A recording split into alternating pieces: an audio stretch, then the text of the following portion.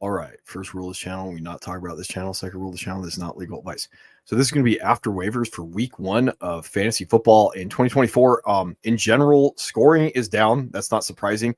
Running the football is up. Passing is down. So some of the stuff that we kind of shouldn't be surprised about happened. It was a really ugly week 1. We'll get into that a little bit. Again, it takes about 3 weeks so we can see a pattern. Every year after week 1, we start panicking about everything that we think goes on. Again, it's about these teams adapting, fixing what's wrong. And, we're not always going to know that week 1. In general, from a fantasy football perspective, I want to take advantage of it. And I definitely want to take advantage of it in the opposite direction that everybody is overreacting in this case. It's not necessarily about the team that I have right now, week 1. It's about my ability to put together the best lineup to win me a fantasy football championship. And that might be, somewhat ugly at the beginning of the year. So remember, wins are not replaceable. So I still want my wins. It just becomes an issue of how much is a win worth versus how much I can predict the future. And that's what we're generally looking at in the After Waiver show. The proactive show where I want those guys on my bench the week before that, everybody's telling you to go out and pick them up. I want those guys in my lineup the week that they go out there and they win me that week. So that's what we're generally looking at. Some of the proactive guys are the reactive guys I talked about yesterday in Chasing the Dragon. So this one is the one that I get into the weeds with, and where I start looking at the stuff that I look for. This is me talking to myself out loud before I started the channel. And that's what, I talked about, in the past, my process would cost me about 10 minutes a day. Now because of the channel, it's a little bit more than that, but generally the stuff that I look for, why I find it, I think it's interesting. Some of it may not be interesting necessarily from a fantasy football perspective. I don't watch a lot of tape anymore. For those of you guys that are new to the channel, the stuff that I go out and I watch is not necessarily fantasy friendly. I do coach football on occasion. I did play college football, so the stuff that I look for is interesting to me, doesn't necessarily mean that much sometimes. So I will ramble. That's what this show is about. That's why I do some of the other stuff. So you guys don't have to waste your time. And if you're just here to get out, Jordan Mason, if he's available in your league, you should go out and or I shouldn't say you. If he's available in your league, I don't know what's going on with your league. He's not available in either of mine. If he's the Christian McCaffrey owner, or if you're the Christian McCaffrey owner, disproportionately, what's your season worth to you? Everybody else, what's a win worth? We don't really know what's going on with CMC in this case. So probably should be the number 1 guy. Andre Yosivas, the logic was right, 100% snaps. Even if T Higgins is back, he's going to be the number 3 there. So I'm not overthinking that.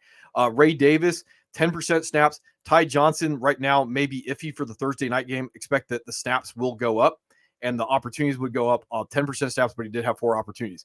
Jalen McMillan, he led all the Buccaneers when it came to snap share at 83% snaps. So still the possibility that he could end up being the number 1 in that offense. But at this rate, he's the guy to make sure that you're stashing ahead of time. If you missed out on your Keon Coleman's, your Ladd McConkeys, and your Brian Thomas Jr.'s, some of the other guys Adonai Mitchell, I did see that he led everybody when it came to separation, whatever that means. But in this case, a couple of his the Anthony Richardson throws that if they're accurate, we're not having this conversation. He would be on Chasing the Dragon, 5 for 1 for 2 yards. So again, if he's available in your league, and I don't know how competitive your league is, Luke McCaffrey, he's the wide receiver 2 when it comes to the Redskins. 61% snaps, number 2 behind Terry McLaurin. So again, expecting that this is going to go up, usage and opportunity based off of that. Luke Schoonmaker, if you don't want a knife fight for Isaiah Likely, Luke Schoonmaker, if Jake Ferguson misses time, he's the second round draft pick from Michigan for the Cowboys. Better athletic measurables. He's 4'6" guy instead of Jake Ferguson's 4'8" guy. Jalen Wright. So news coming out that Mostert and A-Chain missed practice today, estimated practice report for a Thursday night game. We talked about this in the offseason. Would not be surprising because of the running backs that the Dolphins have, that they're just we're only going to play the healthy guys and we're just going to throw everybody else at the wall in the meantime. So again, what's a win worth? I've never felt bad about overspending on a guy. I've always felt bad about underspending a guy. If you need that RB2, Jalen Wright, and then if you miss out on Jalen Wright, you're looking at Jeff Wilson. Now, I will talk about Zach Charbonnet. I don't know what leagues he is or is not rostered at this point. My competitive league, he's available. And that's because the guy who dropped him went and picked up Jordan Mason a week ago. So I bring this up with Zach Charbonnet. you're trying to predict the future of whether or not Kenneth Walker in that abdominal injury is legit. And, basically like, what's somewhere along the line of an RB2 to a bell cow worth to you for at least for a 1 week window, or the possibility therefore of that's up to you when it comes down to that. Tyrone Tracy, 21% snaps, 2 carries, and then 3 targets. So again, got to predict the future. I can't necessarily see that Danny Dimes is going to finish the season for the Giants at this point. Drew Lock's going to step in. The offense can't be worse. And then Tyrone Tracy, they don't have a lot of weapons on that offense. I could definitely see him being the number 2 behind Malik Neighbors down the line. You got to predict the future at this case. So like, if you're missing out on some of the guys that like are reactionary, like your Jalen Wrights and your Zach Charbonnet and your Jordan Mason, like these are the stashes to go after. Tucker Kraft, 96% snaps. And again, you have to think ahead to when Jordan Love gets back. Doesn't mean that he's not going to have value in the meantime. But again, if you're trying to replace some of those guys that are out there, Evan Ingram, from a production standpoint, we'll talk about some of these guys later. And, Ferguson and Njoku. Xavier Leggett, and again, this is like Tyrone Tracy Jr. I don't like pieces of bad offenses, but sometimes that's what's presented to me. 59% snaps, 7 for 4 for 35, first round draft pick, good athletic measurables if you're going to be chasing any of that stuff. And then finally, Jalen Naylor. This is a guy that we were tracking all camp, camp hype guy. Jordan Addison's down with an ankle. He's going to step in to be the number 2 in that offense. The bigger problem is, there's 2 problems. I don't know how many of you guys out there need wide receiver help. There doesn't appear to be that necessarily that problem out there. It's all about running backs and tight ends and quarterbacks and that stuff. So I don't know how many of you guys need the Jalen Naylor news. And then on top of that, like the league is moving towards being more run heavy. So like we're going to get to the point where like some of the number 2s are not going to have a lot of value if the league continues to go in the direction that it's going at. All right, moving on to the 49ers. Brock Purdy did Brock Purdy things. Not going to talk about him. CMC, surprise scratch. Jordan Mason, roster your cuffs. Talked about this last year when it comes to Nick Chubb. Some of these guys that we know ahead of time what their usages are going to be, like, disproportionately affect you versus everybody else. Now, when it came to Jordan Mason versus Christian McCaffrey is a unicorn, if not the unicorn. There may not be replacing him. And then the league may change a little bit. We might have to look at cuffs a little bit more. Receiving work may have less value than just general bell cow ability, the ability just for bulk volume at this rate. And that's what Jordan Mason's definitely going to give you. The reason why I talk about this is the 49ers, they are notorious for actually running like a lot of 2 running backs with Kyle Juszczyk. Kyle Juszczyk may end up inheriting at least part of the CMC passing work if Jordan Mason or if Christian McCaffrey remains out. And I bring this up with Jordan Mason is you're just not going to get that receiving work. So if you get like a pedestrian day of like 14 carries for 60 yards, like one target for 5 yards and no touchdowns, Jordan Mason, he's less than a 40-degree day because Kyle Juszczyk is probably going to vulture a certain amount of that work. Now, am I saying don't go out and spend on Jordan Mason? No, because these guys don't grow on trees right now. But I'm just saying, like, understand that Kyle Juszczyk and Deebo Samuel are probably going to cut into that theoretical unicorn season when it comes to Jordan Mason being that 1-1 replacement for Christian McCaffrey. So again, I definitely don't know what you got if you're the Christian McCaffrey owner that you can afford to have this guy be on someone else's roster. Now, if you're not the CMC owner, you may go like, well, it's just not necessarily worth it to me. And the disproportionate amount of fab that you would have to spend on Christian, if you're the Christian McCaffrey owner, you got to have the guy. Like it's the same thing with like Jerome Ford. Like there are certain guys that like are worth cuffing, and there are certain guys that are not. So hopefully I'll get that video done on Wednesday. In this case, like, yeah, I need to make sure I get this production if I'm the Christian McCaffrey owner. Everybody else, like you're probably buying wins, or some type of like capped RB2, even if he's good, it doesn't matter. That's what we're having the conversation about. And in that case, like, I can be probably, I would at least say that like I could be a little less aggressive about it because I can't predict the future. Christian McCaffrey's eventually going to come back. And then like that amount of fab that I spent is going to be for a certain amount of wins. I imagine that like you're going to get 4 weeks out of Christian or Jordan Mason, and then you gotta guess like a couple more weeks. You got to think now, and maybe a couple more weeks at the end of the season, you might be able to get out of Jordan Mason. If they're going to be really careful with Christian McCaffrey. Now, other thing is Isaac Garriendo, 4% snaps, the 4th round draft pick out of Louisville, like 6 foot, 221, 4.340 guy. Like, yeah, So not going to be surprising that like if he eats into Jordan Mason down the line, that's not going to be really surprising to me. Like just he was active. He got 4% snaps. Would not be surprised if that goes up a little bit. Now, the main guy that the value changes on when it comes to Christian McCaffrey being out is Debo, 8 for 23 and a touchdown to go along with like the 9 targets. So again, like some of that work is going to Kyle Juszczyk. Some of that work looks like it's going to go to Debo down the line. Now, when it comes to the 49ers, and I have Brandon Ayuk over here, 60% snaps, dropped the touchdown pass.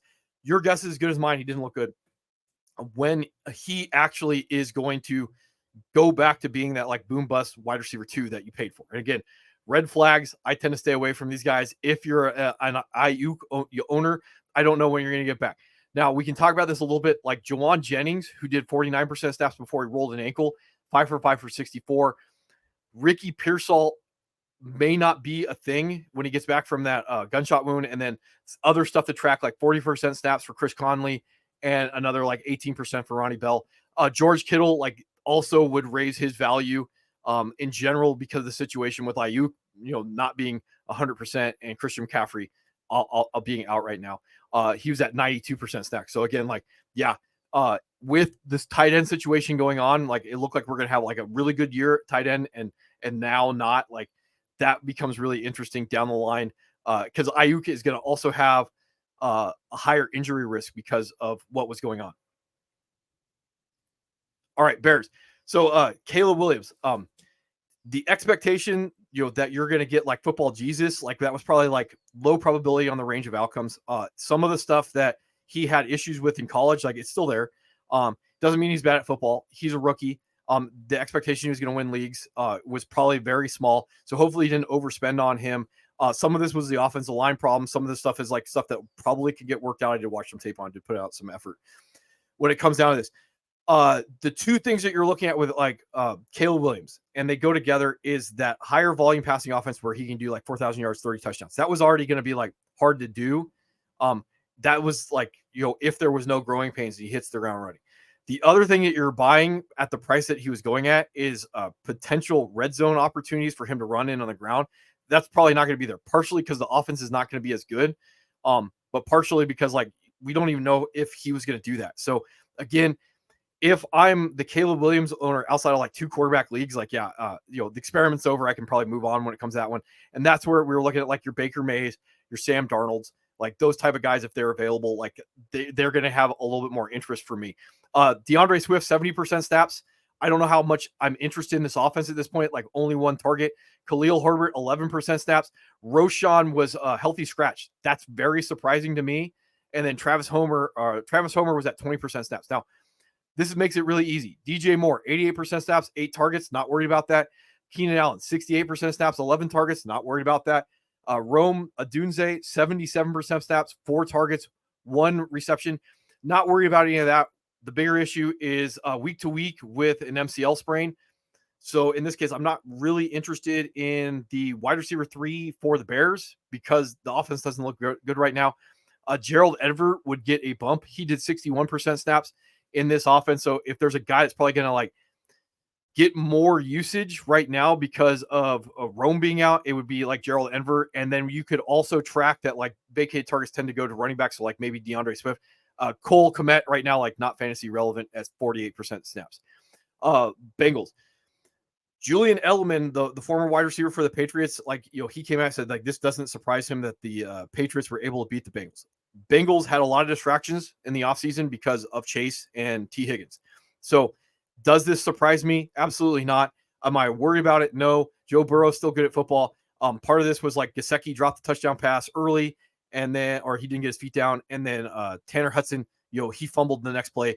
And, that can put you behind the 8 ball, especially with a team that is going to be with Gerard Mayo, the head coach, that they're just going to be like, hey, we're going to play solid football. It's not going to be very pretty, but like if you make mistakes, we're going to take advantage of it. And that's how the Patriots are able to beat the Bengals. Bengals only had like 8 total possessions in the game on offense. So again, like now you're looking at a guy like Chase is, was he going to play? Was he not going to play? T. Higgins, basically almost a surprise scratch at the end of the week. it doesn't really matter. Like if Yosivas has been primarily working out of the slot or at a certain package, and then you're like, oh, go play over here, and you haven't been getting reps at it. There's a lot of stuff to say like, yeah, this is predictable. So, again, 3 weeks before I'm really worried about it.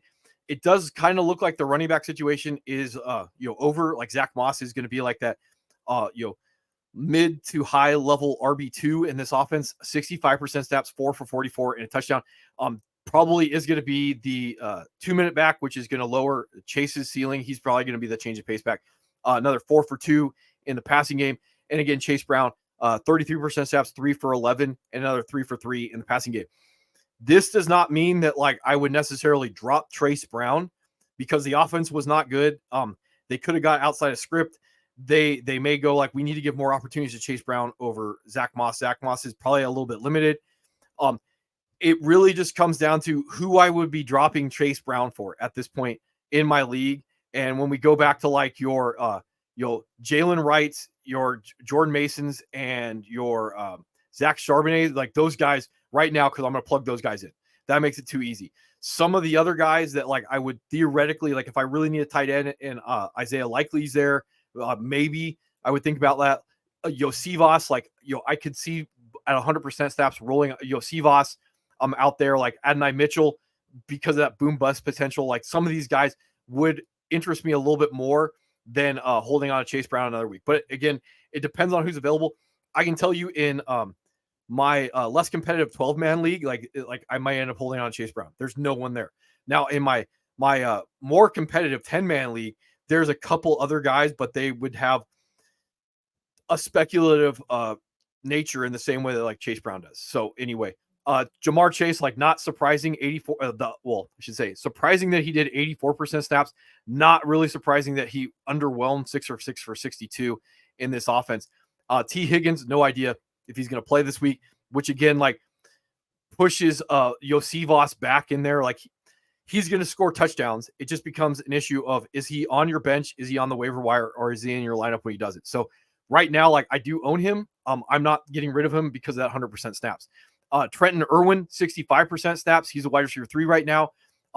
Charlie Jones, 4th round draft pick last year, 16% snaps in this one. And then if you're wondering about Jermaine Burton, 8% snaps. So that question is pretty much solved after week 1.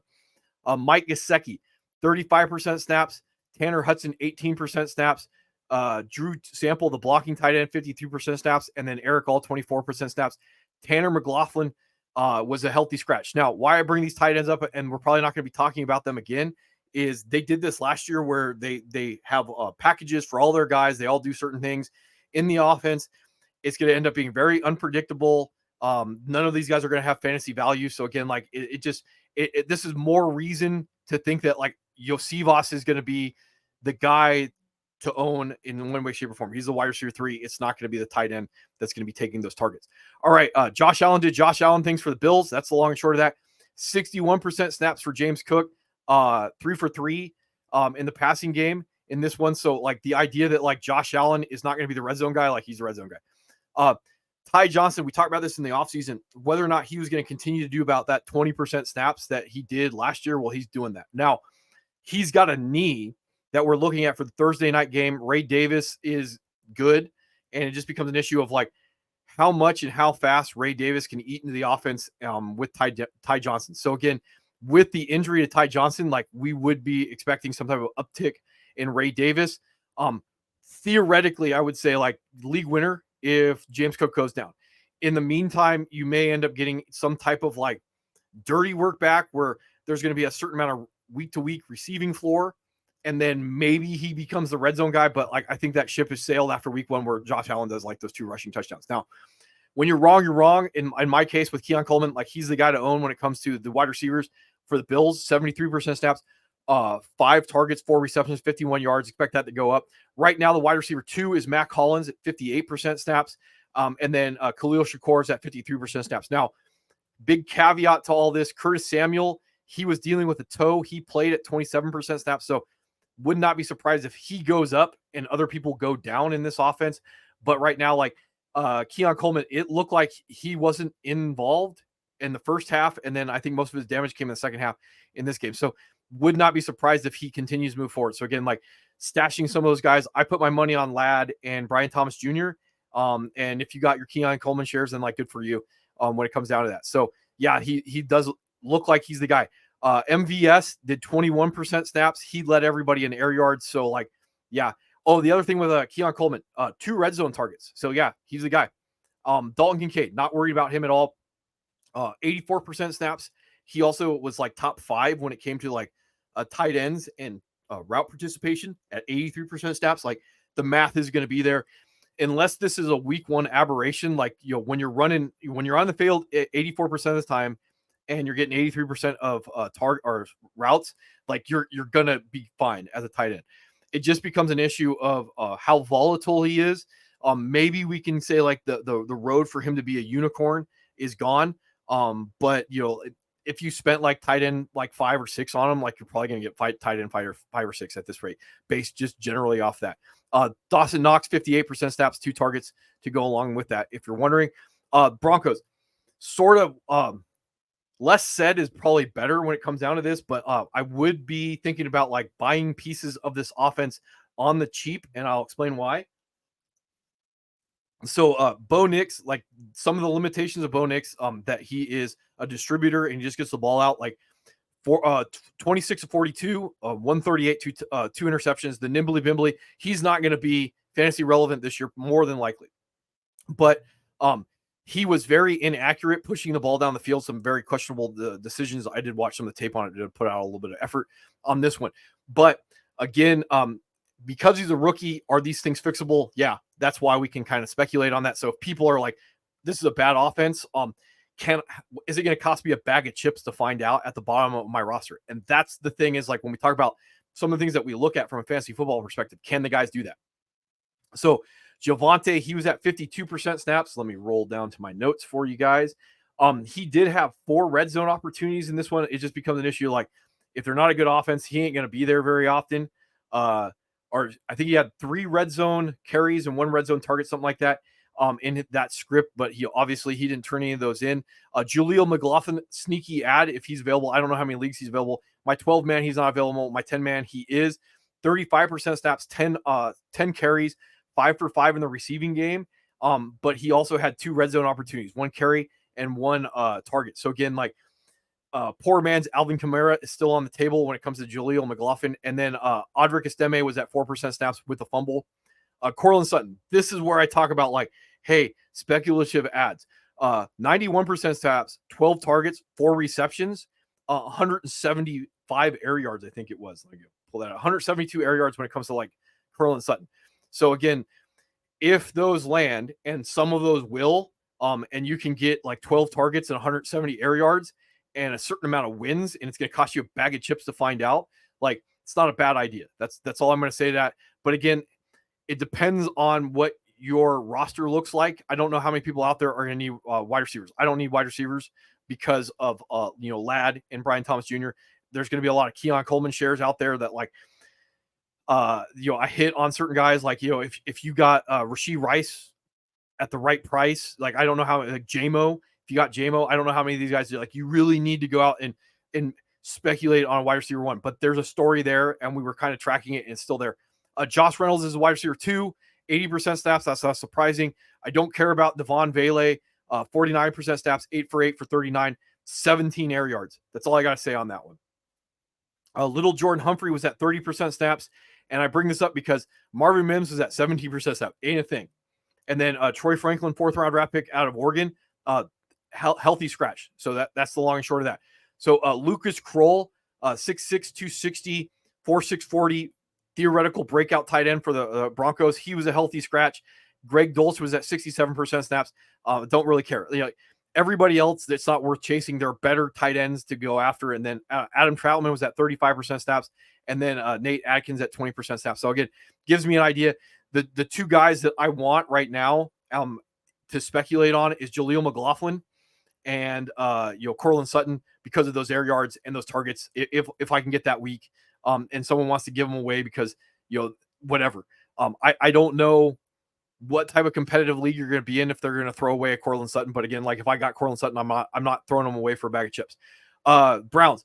So two things with Deshaun Watson, or three things actually. Bad at football. I saw that he had like a historically bad day when it came to pushing the football more than 15 yards down the field. It's like 0 for 12. Not going to go on the commissioner's exempt list because of another allegation against him.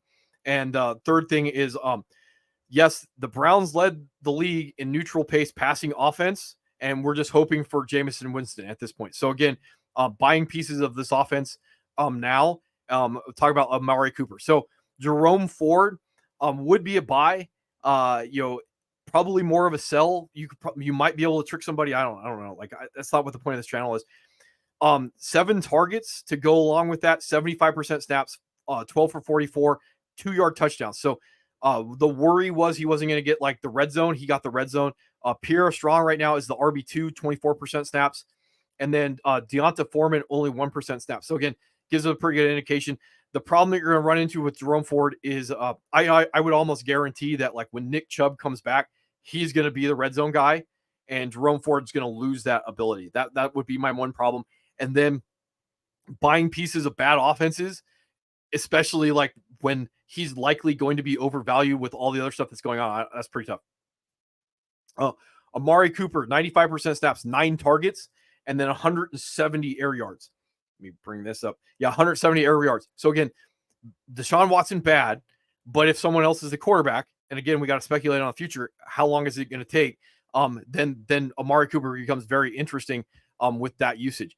Elijah Moore is the number 2, 93% snaps, and Jerry Jeudy's number 3 at 82% snaps. I don't care about any of that stuff as long as Deshaun Watson is the quarterback. Cedric Tillman is the number 4, 34% snaps. That's something we were kind of tracking in the offseason. David Njoku would have been a unicorn if he hadn't hurt himself. So 37% snaps, 5 for 4 for 44 yards. Still check down monster. Like he wasn't getting vertical shots down the seam, but the fact that the whole passing offense does appear to be around David Njoku in only 37% snaps, 5 targets, that was a good sign. Right now, like I do have him as my insurance against Dalton Kincaid, and initially this was a high ankle strain. Now it says like week to week. I would probably prefer that he goes on IR so I can just throw him away for the time being. If he doesn't go on IR, because of Deshaun Watson, I'm probably less inclined to hold him any longer in this offense. And then Jordan Akins, he did 57% snaps, but again, like I'm not interested as long as Deshaun Watson is the quarterback at this point when it comes to the Browns.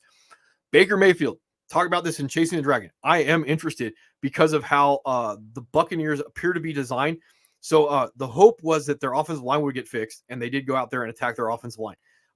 But when their number 3 or number 4 guy in the offense, passing wise, is their running back, I just don't know why you would run the football when you get in the red zone. Like just throw it, and that's what happened. Like four passing touchdowns. Would I be surprised right now with the way the league is set up and the Buccaneers are set up that Baker Mayfield leads the league in passing touchdowns? Absolutely not. Because I don't know why you would try and run the football in when you can throw it to Rachaad White, Chris Godwin, Mike Evans, and Jalen McMillan. I don't know why you would try and run the football. I would throw it on every single play that Rachaad White could have like 10 carries as long as he gets like 10 targets. So when it comes to that, and Baker Mayfield only has to throw like 25 touchdowns in 16 games to set a career high for him. So depending on who you attacked as your quarterback, even in one quarterback leagues, that's interesting enough.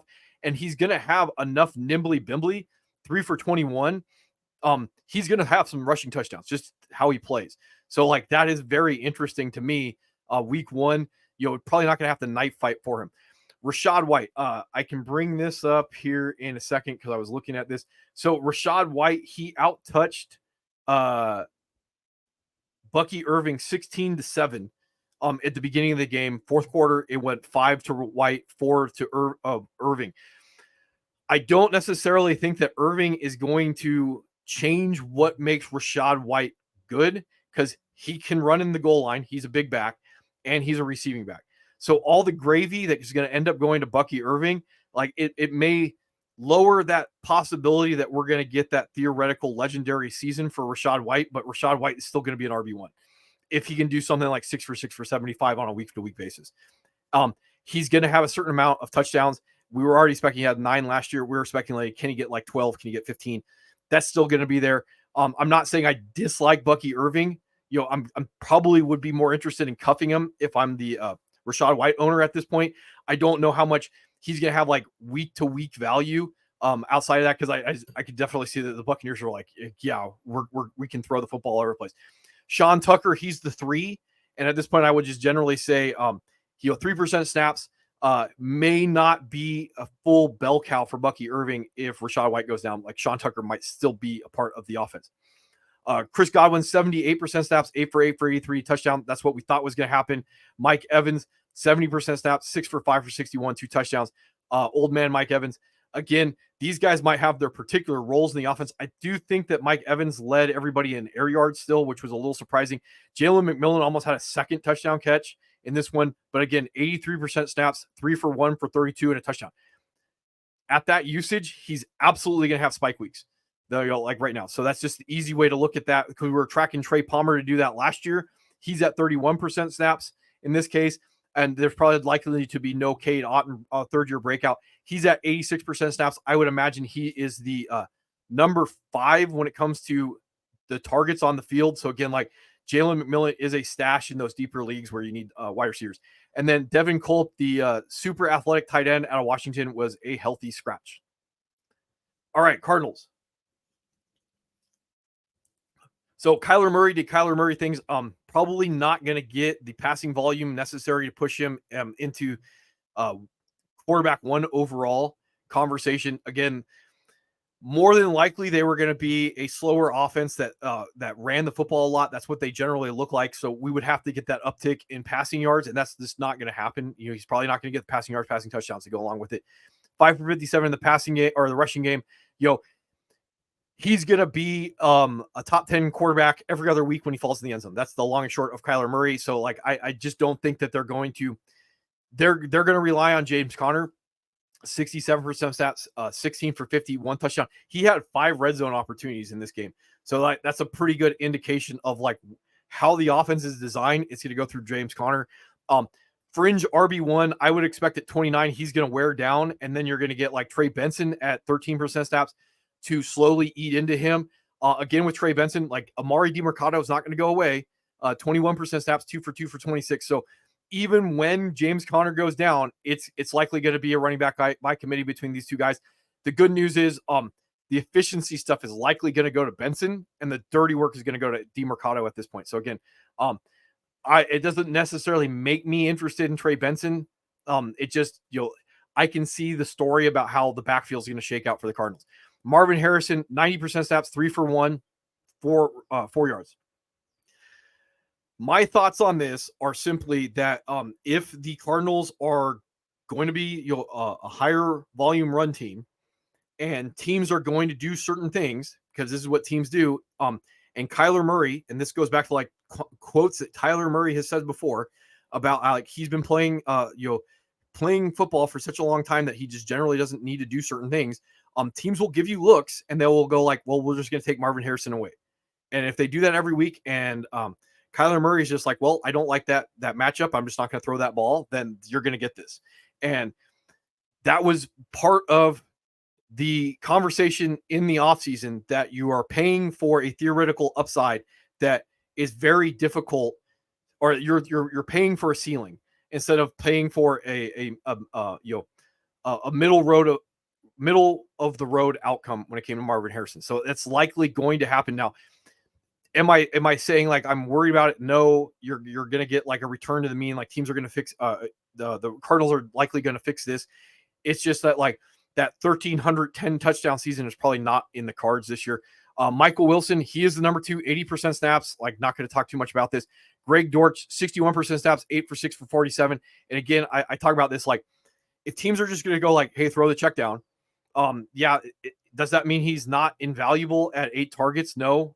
I don't know like what you do with that. There are other guys that I'd probably be more interested in. Certain builds, if you're just like, I want to take my 8 targets and go home, like that's fine. Trey McBride, 29% target share, which is like almost elite for a wide receiver. He got that as a tight end, 85% snaps, 9 for 5. Elijah Higgins was at 41% snaps. He's like their receiving tight end. And Tip Riemann was at 33% snaps. The idea behind this, if Tip Riemann could end up really taking over the tight end 2 spot, that would allow some really interesting stuff with Trey McBride down the line, and then that would cancel Greg Dortch out. So like that would be the hope, and that would potentially open up Marvin Harrison. So like week 1, seeing Tip Riemann on the field, we can tell a story where this offense will be very fantasy friendly as the season goes on down the line. All right. And I think that's all I got for these guys. I got to reload and bring up the next group.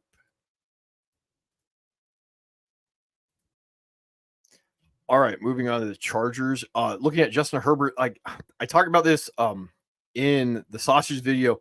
The matchup with the Raiders is not very good understanding of what the Chargers are going to be this year, because the Raiders the Raiders were a little weird when it comes to they may want to throw the football a little bit more than we initially thought they were going to be, but they may not be good enough to really put pressure on the Chargers to do anything more than like choke them out. And that's what the Chargers generally did with their running game. So the idea that we may get a particular passing ceiling from Justin Herbert and to go along with a little rushing upside, like we're not going to necessarily know that week 1. Again, like don't know what I necessarily think about the Chargers offense at this point. With J.K. Dobbins, definitely watch the tape on him. He has lost a step. It doesn't mean that like if he's magically available in any of your leagues that you shouldn't go out there and spend on him, because it doesn't appear that he is going to be at least the 1A in this offense. But he's definitely not someone that I'm expecting to do amazing things or necessarily not going to wear down. Like again, getting caught from behind is not something that like younger J.K. Dobbins would have done in the past. But 10 for 135 and a touchdown to go along with like 3 targets, also not something I'm going to shake a stick at, if you're wondering about that. Now, Gus Edwards was at 42% snaps. So again, this may not be something that we can necessarily predict. It just may have been last week it was J.K. Dobbins week, and this week it could be like Gus Bus week. In general, like if I was going to put my money on anybody, it would be J.K. Dobbins for as long as he can last. And that's generally what the pundits were talking about in the offseason. Kimani Vidal, he was a healthy scratch. Lad McConkey, 67% snaps, 7 for 5 for 39, 1 touchdown. That was pretty. I would not be surprised that they scheme more and more of him up, because like, yeah, they need to get the ball in his hands and let him do things. That's what it looked like on the touchdown catch. Josh Palmer was at 81% snaps, 4 for 2 for 15. And again, as long as they don't need to rely on Josh Palmer, I don't necessarily think that he's going to vault into certain categories. Like I could see that Lad McConkey's still going to be that guy. Like 7 targets, we could say that he's going to do 120 targets on the season, which is going to allow him to flirt somewhere between like wide receiver 3, wide receiver 2.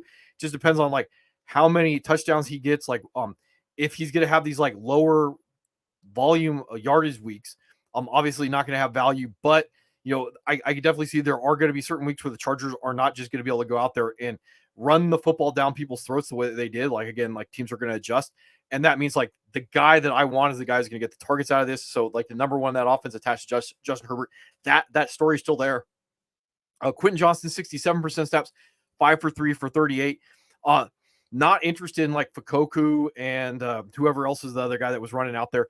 Brandon Rice, the rookie out of USC, like healthy scratch. So again, like he did get the start 1 week over Quentin Johnston, that he wasn't even active this week. Hayden Hurst, 61% snaps, 3 for 2 for 33. Maybe down the line, you know, if they have to have a little bit more passing volume, he's going to be the guy. We were wondering if it was going to be him or Will Disley. Will Disley was at 44% snaps, 1 for 1 for 13. So again, for whatever it's worth, the tight end to have attached to the Chargers is going to be Hayden Hurst. Again, like I think the only guy is going to really have value is going to be Lad McConkey out of the bunch.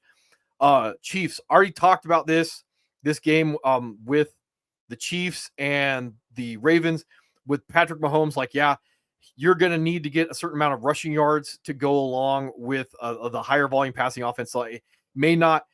It looked like on Thursday night that we could say that like the league in general, or that this was a 1 week thing with like a good offensive against a good defense. Like, you know, one's going to have to like give.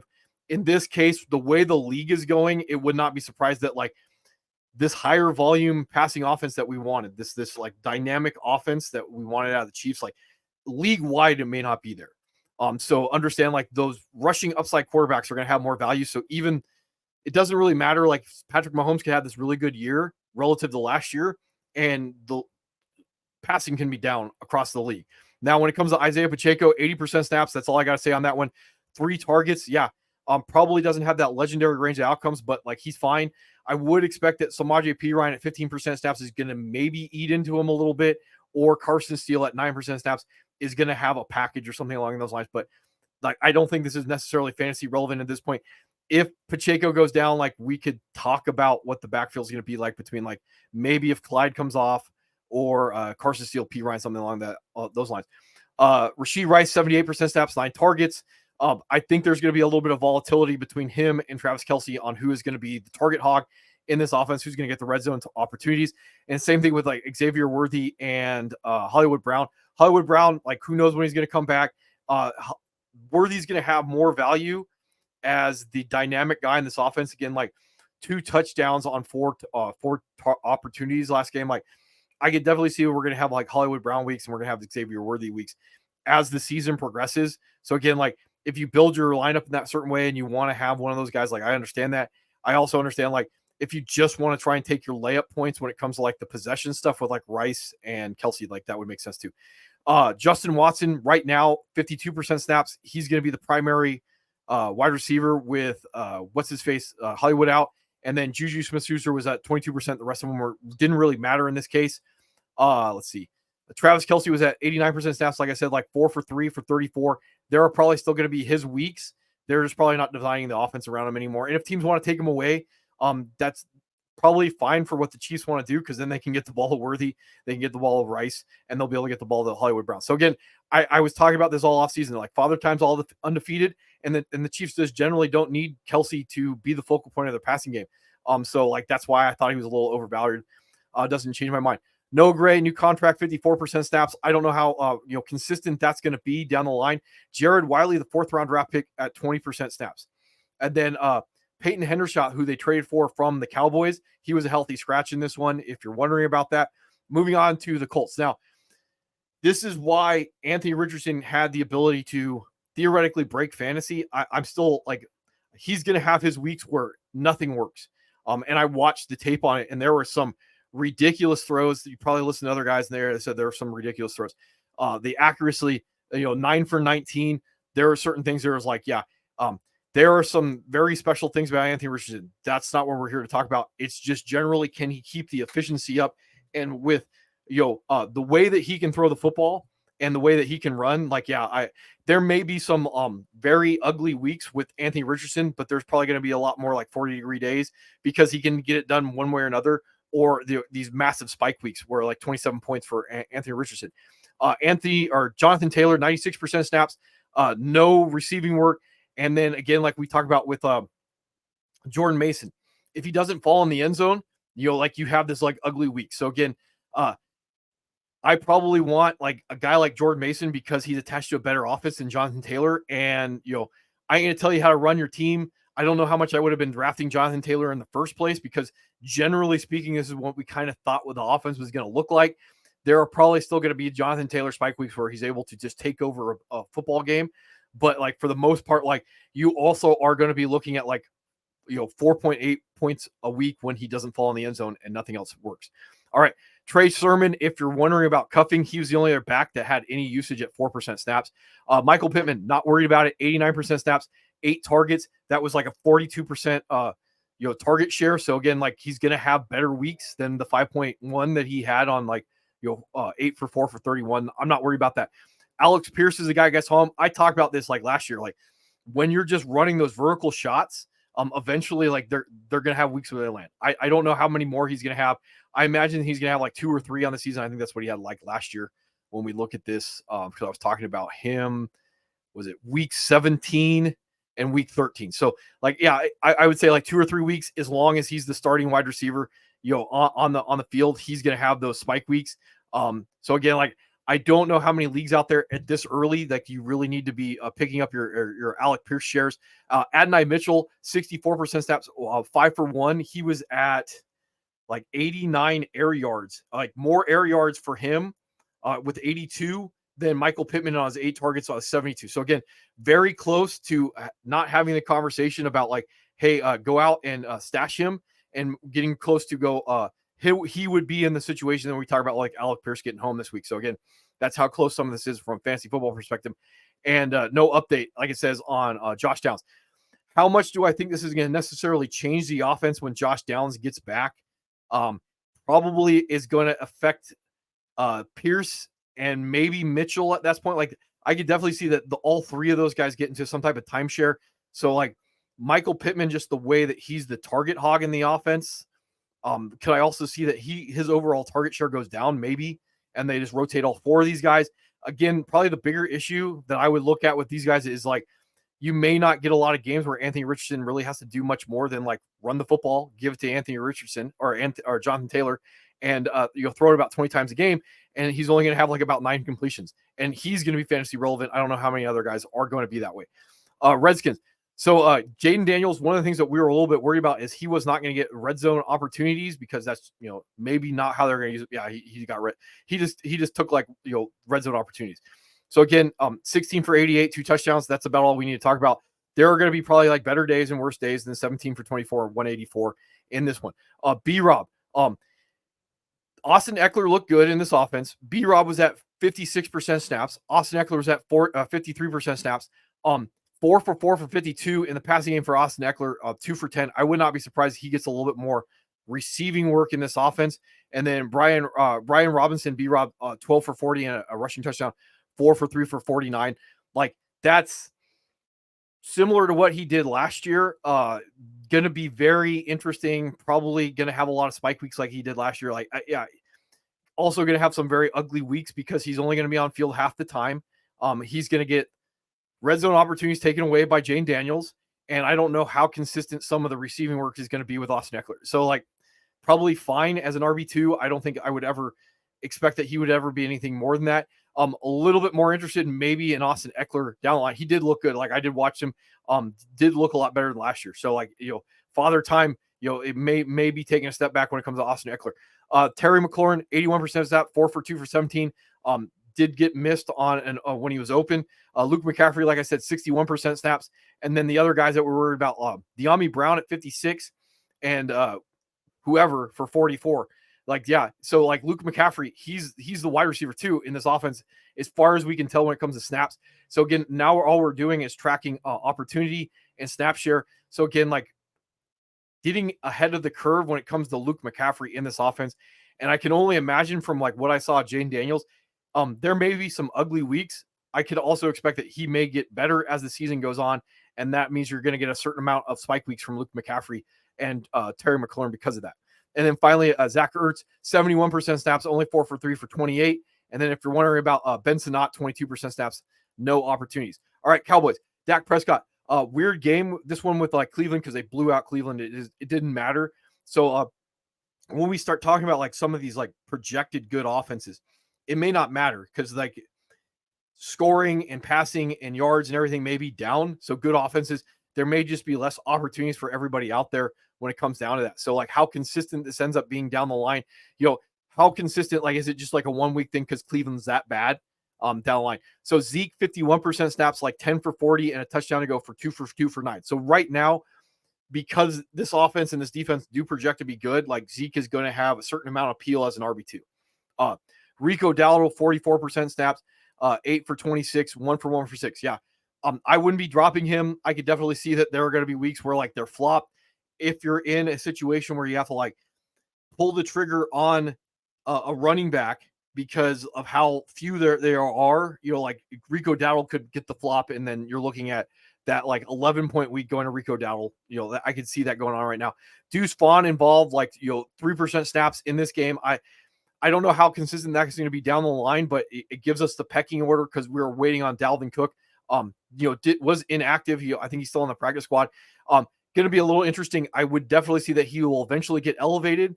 Going to be a little interesting when that happens, but like to see that Deuce Vaughn is the guy he got in the game in a blowout at that rate down the line.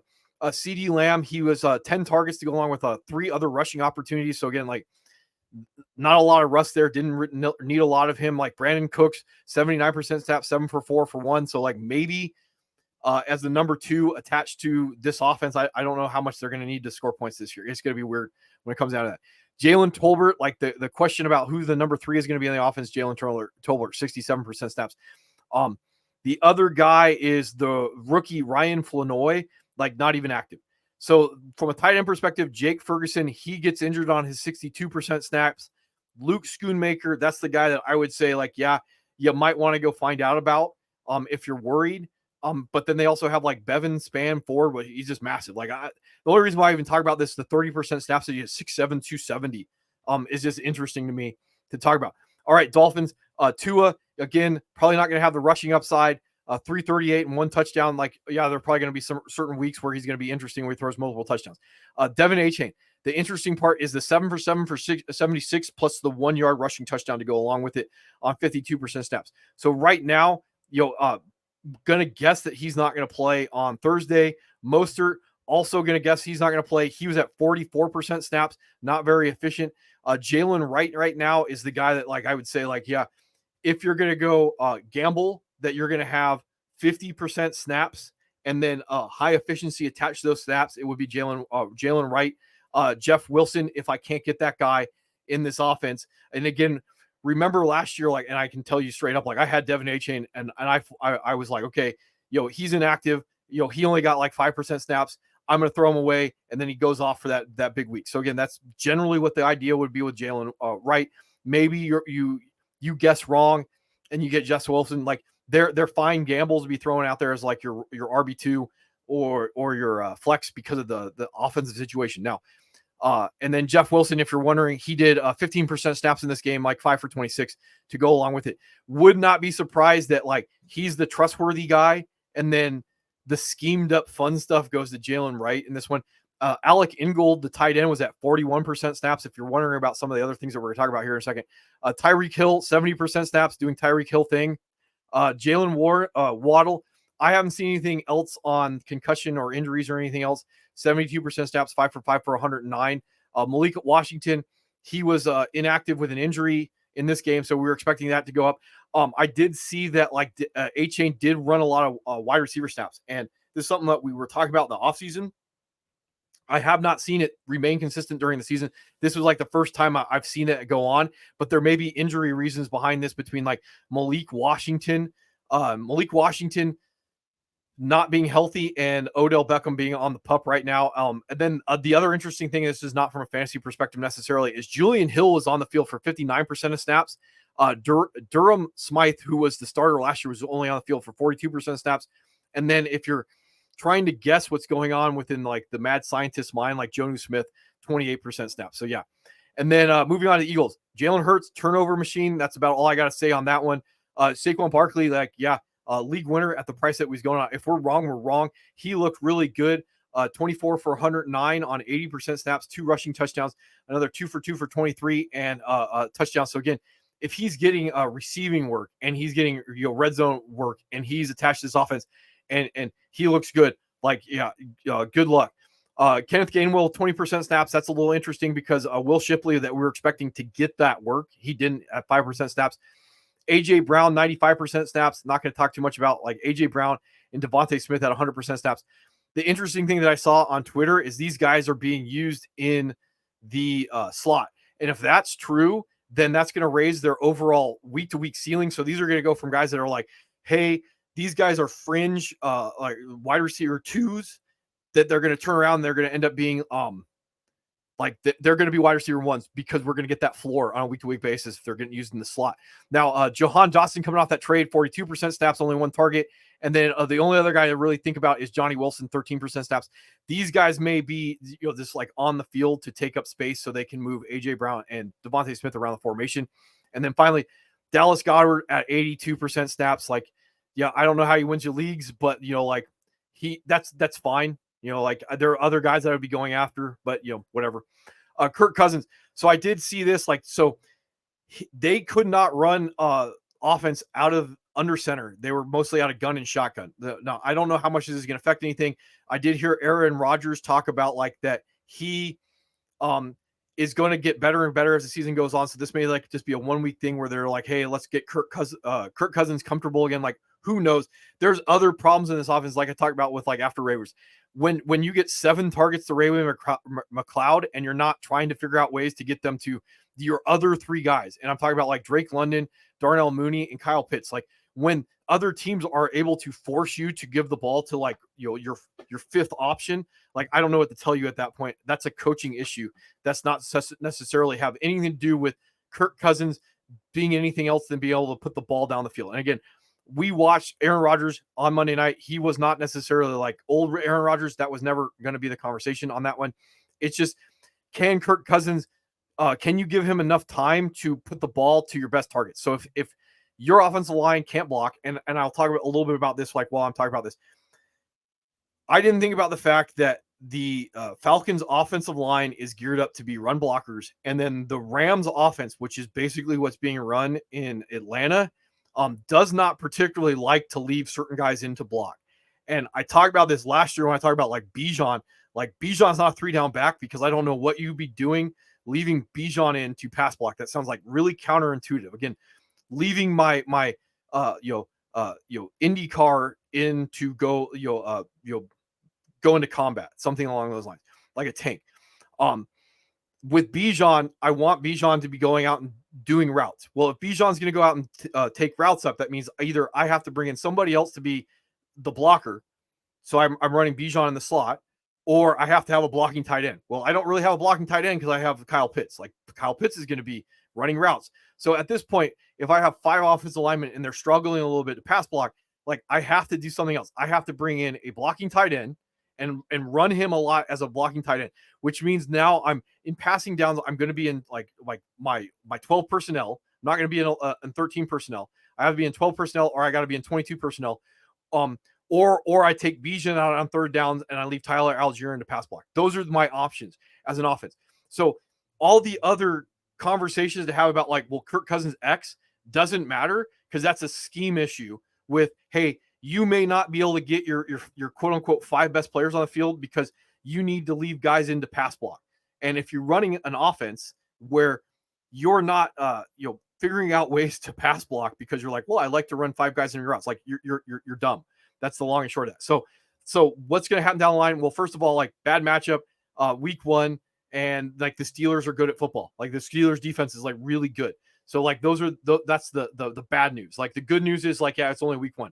So Bijan, like 5 for 5 for 43, 18 carries, 89% snaps. Like that's fine.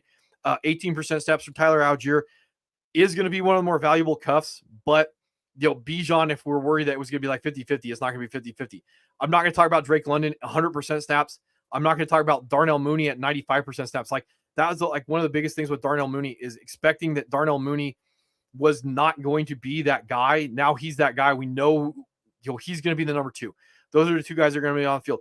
I think Casey Washington was a scratch. That was I was tracking on like to theoretically be that guy. No, it's Ray McCown at 90 or 54% snaps, and then Kyle Pitts at 96% snaps. His touchdown catch, he just got open. Like there was nothing super special about that. I did watch the tape on that one.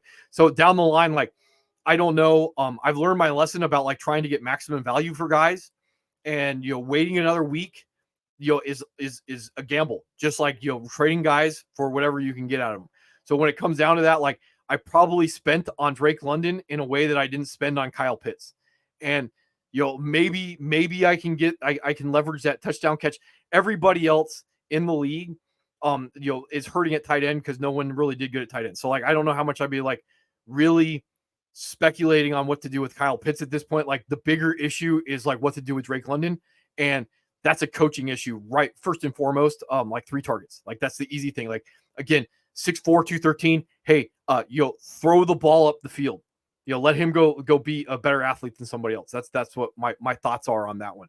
All right, and then I'll move on to the next batch of guys. All right, moving on to the Giants. Daniel Jones is going to remain the starter for the foreseeable future. In this case, like I would be hoping that Drew Lock will eventually take over, but with the matchup with the Vikings, just the way their defense is set up, like a lot of pressure. I could definitely see that this game could have gone either way when it comes down to it. Like, so, the 2 interceptions that he had, again, not fantasy relevant to begin with. Like, it's more the toys that we'd be worried about, like how bad this offense is going to be. Devin Singletary, 70% snaps, 5 for 4 for 15, and then another 10 for 37. What I'm generally looking at is like Tyrone Tracy, that 21% snaps, the increase. So again, it just becomes like how early you want to try and get on board with the Tyrone Tracy train. So at this point, like I would be expecting at a certain point, like he will in some way, shape, or form take over at least the receiving work, a certain amount of design receiving work. That's what I'd be looking at in general. I don't know if he'll ever take over the trustworthy work from Devin Singletary because like that's what he's good at. And then Eric Gray did 10% snaps on top of that. If you're wondering about Malik Neighbors, like 100% snaps, 7 for 5 for 66. This is what I was worried about in the offseason, that like the offense isn't going to be good enough and teams are just generally going to take away Malik Neighbors. And that's what it looks like is going to go on now. Again, like 7 targets, that means he's going to be at about like 120 targets on the season. That's not horrible. But at 66 yards and no touchdowns, like again, he's in wide receiver 3 land.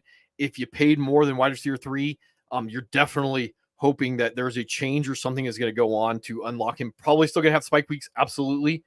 So I'm not saying anything against that. I'm just saying like this was the fear that was going to happen with him, that he was going to be bottled up and not very efficient.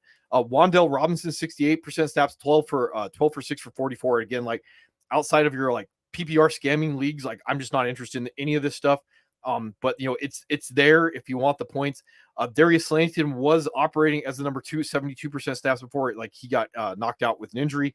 And then any chance that like Jalen Hyatt is going to have like fantasy relevance, like 23% snaps, so I'm not probably going to be tracking him anymore. Theo Johnson, so big athletic tight end. I did not particularly like his tape at Penn State, but it doesn't matter what I think because 86% snaps, 4 targets, 1 reception. Daniel Bellinger, he was the guy that I thought would end up winning the job, 23% snaps. So again, it's Theo Johnson. So right now, I don't know if I would necessarily go as far as to say like stash Theo Johnson, but definitely should be on the radar with that 86% snaps and like 4 for 1 with that athletic measurables. Like they're going to try and put the square peg in a round hole. It does look like in this case. With the Jaguars, the chances of a Trevor Lawrence breakout, like I'm not going to go down that road because this is a league-wide problem at this point when it comes down to this stuff. Travis Etienne, 70% snaps, 12 for 44, a touchdown, 3 for 2 for 15. That fumble that he had was on the goal line. I've seen conflicting comments about this on Twitter and on YouTube when it talks about like him and Tank Bigsby. So some of the guys I saw said like Tank Bigsby's snaps went up after the fumble. That's not surprising to me if that occurred. Other guys said like Tank Bigsby got like the second snap of the game or second carry of the game. So like this is something they wanted to do last year. Like did not look bad from the tape that I watched. So I definitely could see that like the theoretical possibility of that like legendary season is just gone with Travis Etienne. He's going to be capped. Tank Bigsby is going to take a certain amount of work away, and then it just becomes like how much of the receiving work that we thought we were going to get. And again, I remember talking about like Travis Etienne. If he was going to have about 500 yards receiving, it didn't matter. And at this point, because of the league, and then Tank Bigsby, this is bad. That's what I would have to say on that one. Gabe Davis, 94% snaps. This Gabe Davis things, 3 for 3 for 62. That's not surprising. Brian Thomas Jr., 77% snaps, 4 for 4 for 1 and a touchdown. And the touchdown was pretty between him and Trevor Lawrence. Like Trevor Lawrence just threw it to a spot in the end zone, and Brian Thomas came across the back of the end zone and made the catch. It was nice. So with the 77% snaps behind Gabe Davis, like his snaps can go up, which means his opportunities can go up. And then with Christian Kirk doing 72% snaps, 4 for 1 for 30. What this means is like they can move Brian Thomas around. They can design stuff. So if Gabe Davis is the big sacrificial X, as guys like to call it, like this is why I like Z's over X's, because Brian Thomas, he can go play the X if that's what you want him to do. But at this point, like Christian Kirk, if he's going to be that slot, and then Brian Thomas is going to be on the field more, they can design more opportunities. So now we can start talking about like 7 or 8 opportunities a game for Brian Thomas Jr. Then it becomes special. Parker Washington, 13% snaps. He's the 4, probably not going to be fantasy viable without multiple injuries, but like he was interesting coming out of Penn State. He was a little interesting last year, and that he's still sticking around would make me interested, again, if certain things occur down the line. I did talk about this with Evan Ingram. We'll talk about the Lions here in a second, but 68% snaps, 4 for 1 for 5 in this offense. You're looking at Brenton Strange doing 36% snaps, and then Luke Farrell doing 26% snaps. Those guys are going to be more of the blockers. Why this matters is Evan Ingram is just a big wide receiver on steroids. So if they're bringing in Brenton Strange and Luke Farrell, and the league is going more of run heavy, this is definitely going to hurt Evan Ingram, because now we can start talking about the pecking order. And I'll take my wins where I can, but this is where we're going to talk about okay, who's the number 1, who's number 2, who's number 3, who's the number 4. Well, it ain't Evan Ingram. Looks like he's number 4. There may be Evan Ingram weeks, but you're not going to get anywhere near that 142, and it's not going to be efficient. Now, one of the other things that I will bring up right now, because I didn't talk about this, week 3 of the preseason, he was being used in the red zone. So, not going to say not going to have value at all. My panic level on him, his price was already going down in the first place as the drafts were coming up in fantasy. So I don't think this necessarily changes anything. He's going to have his spike weeks. If you thought he was going to be the league winner, I don't know what to tell you at this point. The writing was on the wall. Not this doesn't shock anything. I still think there's going to be Evan Ingram weeks. I think he's going to get some design red zone work. I just don't necessarily know those guys that thought he was going to be the number 1 of this offense. That's what I have to say about that one. Jets. The 49ers look really good, and the Jets didn't particularly look super awesome. That's not entirely surprising with Aaron Rodgers. He still can do Aaron Rodgers things. He is not as athletically gifted as he was, but he's already 40. I don't know how much the Achilles has anything to do with that down the line. Probably just one of those games that I would imagine that we're basically going to say most of the games that the Jets defense can do what the Jets defense we thought they could do. And again, the 49ers just ran all over them, did whatever they wanted to do. So 21-13, 167. All we really care about from Aaron Rodgers from a fantasy perspective is that he can get enough targets to Garrett Wilson and enough targets to Breece Hall. That's all we really care about to get done what needs to get done. So Breece Hall, 82% snaps. The fear that we're going to get Braylon Allen eating into him, that didn't occur. So 16 for 54, 1 touchdown, 6 targets. That's all I got to say on that one. Braylon Allen, 18% snaps. He looks like he's the cuff at this point. So if I'm the Breece Hall owner, I am thinking about Braylon Allen, especially because the 1 target there. The number 3 is Isaiah Davis. That would be the one thing that I would be a little worried about, that it may turn into a running back by committee if Breece goes down. And then Israel Benacana, he was a scratch. Now, Garrett Wilson, 11 targets in this one, and it's going to get really interesting when Mike Williams gets healthy. And the reason behind that is Mike Williams can just stay on the outside, and Alan Lazard can stay on the outside. And then we can start getting some Garrett Wilson slot work. And with Garrett Wilson being able to move to the outside and to the slot and all around, we can start talking about the Jets being really good with 15 targets a game going to Garrett Wilson when he gets 11 for 6 for 60. This is going to be special. Probably going to have to be a little patient on this one, but I could definitely see this working out in the long run when it comes to what we want from a fantasy perspective. Now, Xavier Gipson, he worked the number 3 in this game because Mike Williams only had 18% snaps. Alan Lazard did 100% snaps. I'm not going to talk too much about Alan Lazard's the 9 for 6 for 89 and 2 touchdowns. If you want to chase it because you're light wide receiver, I would say it's not a bad idea, because teams may be taking away Garrett Wilson for the time being until Mike Williams gets healthy enough down the line. So Xavier Gipson did 59% snaps as the number 3. Malachi Corley was 2% snaps. If you're trying to figure out what to do with your Malachi Corley shares at this point, Tyler Conklin was at 90% snaps. I don't think he's going to be fantasy relevant, but 90% snaps is still 90% snaps. Moving on to the Lions. So Jared Goff did Jared Goff things. I'm not going to talk too much about this. The Lions are really good on offense. That's all we got to really know. We already knew that Jared Goff is probably not going to be fantasy relevant, so we're not going to talk too much about that. Jahmyr Gibbs stays on track to have that legendary season. Did get a 1-yard or 2-yard rushing touchdown to go along with 6 targets. That's all we really need to care about. 51% snaps. Expected this was going to be about 50-50 timeshare. It was 50-50 timeshare. David Montgomery, 49% snaps, 17 for 91, a touchdown, and 1 other target. So maybe a little bit more volatile because he's going to need that rushing touchdown to really make his week work. Versus Gibbs is going to have that receiving work on a week-to-week basis. And then Sione Vaki, 3% snaps. I also would not be surprised that this goes up slightly as the season goes on, and it just becomes an issue if that occurs, like who he's going to eat into, if they try and get him into the offense. The other thing I would talk about with like Vaki is this probably lowers the overall ceiling of like Montgomery and Gibbs. So like the theoretical outcome that you're going to get, like, this massive bell cow, if one of them goes down there, I would say like Vaki's going to do that. And just seeing that he got on the field means that like he's earned enough to be able to be that guy that can get on the field. And this was a relatively like evenly fought game. So another one where I'll say like when you're right, you're right. And I tend to say like when I'm wrong, I'm wrong. So I called this.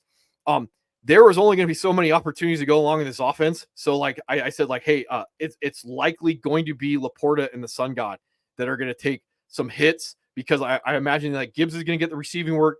Laporta, probably didn't have that unicorn type of season to go along with it. But like the problem was always going to be Jameson Williams and how he integrated, and those targets were going to come out of someone's pocket, and it looks like it's going to come out of the Sun God. So like, I will just say yes, panic on Amon-Ra St. Brown, because like you're generally not going to get. I'll go back to this one. You're generally not going to be getting 164 targets or 146 targets from the Sun God. And it's going to be like very difficult to track when this is going to go on. So again, like 6 targets is going to give him about like a 7 or 100 target season at this point. Now, is he going to have his weeks? Absolutely.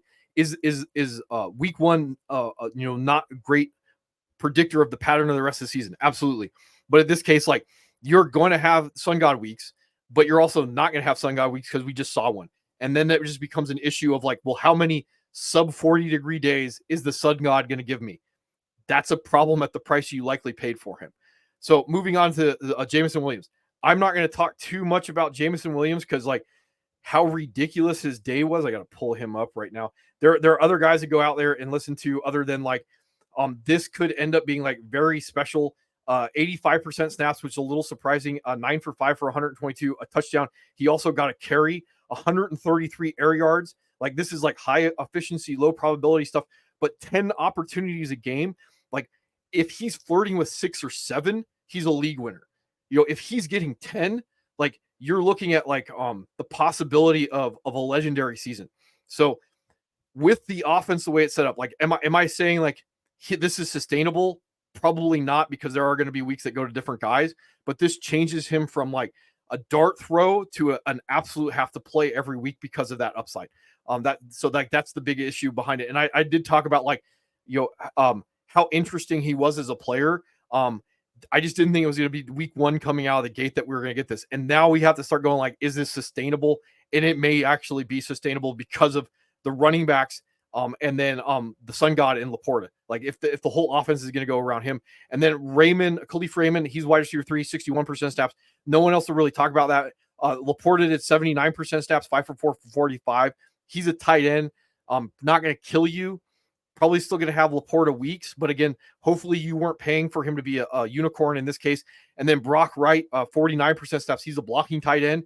And that gives you a pretty good indication of what the likelihood of the Lions are going to be thinking on a week-to-week basis. Like, if they're going to give Brock Wright 49% of the snaps, that's a certain amount that Laporta is not going to be on the field. And that's also a certain amount that like they're not going to be in these 3 wide receiver sets. They're good, and they know they're good, and they can change what they need to do to win particular games, which is not particularly good from a fantasy perspective. All right, moving on to the Packers. Jordan Love. So avoids IR that came out like yesterday. It looks like it's an MCL sprain, 3 to 4 weeks. Theoretically, I've even heard he's not ruled out this week. Malik Willis. I'm not that concerned with Malik Willis because if they have good coaches there, they can put together a game plan with his skill set as a runner, because that's what he did in the limited amount of time he was in Tennessee, that they can win games. Now, what this likely means from a fantasy perspective until Jordan Love comes back is this: Josh Jacobs is probably going to be like full bell cow, may not get receiving work, but he's going to go full bell cow. Emmanuel Wilson, who looked really good in his 24% snaps, like 4 for 46 and 3 for 2. Like, I could definitely see that they go really ugly while Malik Willis is in there, and they go really run heavy. So this would probably uptick him slightly. Marshawn Lloyd was inactive with that hamstring. That's not surprising. So what we can take out of week one is the Romeo Doubs is going to be the safe guy in this offense. He's going to have certain spike weeks. 7 targets, if he can keep that up, and then with how he's was used last year in the red zone, you're looking at like this really ugly low end wide receiver 2 in this offense. So 87% snaps, 7 targets, 4 for 50. And then Jaden Reed, the more of the efficiency guy. So I don't know how much this is going to be consistent, especially the rushing touchdown. But if they're going to run the offense the way that I would hope that they would with Malik Willis, yeah, like more gadgety stuff that's going to go to him. This is going to raise his overall upside during that time. And then the 72% snaps may be a little bit more consistent even when Jordan Love comes back. So this was not entirely something that I was expecting, that the offense was going to go through Jaden Reed and Romeo Doubs. I definitely saw Romeo Doubs staying on the field. I was like concerned with who the number 2 was going to be in the passing game between the tight ends and Reed and Watson and even Wicks. And if it's Jaden Reed down the line, that is more interesting to me, especially the like how as good as he was last year. So like that would be a priority, especially now to go after him because of the injury. You can take advantage of that going down the line. Christian Watson, 63% snaps, 1 touchdown. I would imagine this is going to stay consistent as the season goes on. They are probably going to limit how he's used because they can. And that's the long and short of that one. So like you're going to get these Alec Pierce or Jamison Williams type of weeks. And you're also going to get like, 5 for 3 for 13 yards and no touchdowns to go along with that. Dontavian Wicks, 46% snap, three targets. Not surprising that this occurred. He will see a massive uptick if there's an injury. And I imagine between all these guys, somebody's going to go down, and then you're going to get like a plug and play wide receiver 3, wide receiver 2 at that point. And then Bo Melton, 12% snaps in this one. Tucker Kraft, already talked about him, 96% snaps. So again, like, if I'm going to go knife fight for anybody right now, it's going to be Tucker Kraft in this offense. The problem that we were going to run into was if this was going to be like 50-50 between these two guys, but if Tucker Kraft is not only if he's not only the guy that won out between the 2 tight ends, but he's on the field 96% of the time, like you're just going to get a volume to a certain extent. And with some of the other stuff that's going on in the league right now, like 96% snaps, like 3 for 2 for 37, like there are worse sticks to be throwing. Anyway, moving on.